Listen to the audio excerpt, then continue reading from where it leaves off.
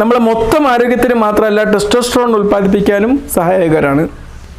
മാതള നാരങ്ങ ടെസ്റ്റോസ്റ്ററോണിൻ്റെ ഉൽപ്പാദനത്തിന് സഹായിക്കുന്നൊരു ഭക്ഷ്യവസ്തുവാണ്.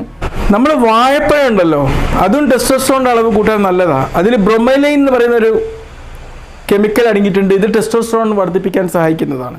ഇനി കുറച്ച് ഇഞ്ചി കഴിച്ചോളി, ടെസ്റ്റോസ്റ്ററോണിൻ്റെ അളവ് വർദ്ധിക്കാൻ സഹായിക്കും.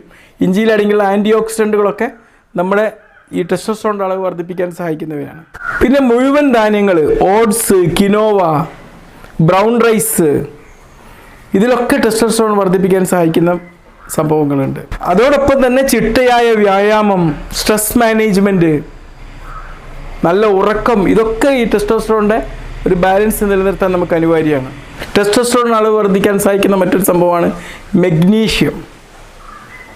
മെഗ്നീഷ്യം ഇൻഡയറക്റ്റ്ലി നമ്മളിതിന് സഹായിക്കുന്നതാണ്. ഓക്കെ, നിങ്ങൾക്ക് ഉപകാരപ്പെട്ടു എന്ന് വിശ്വസിക്കുന്നു.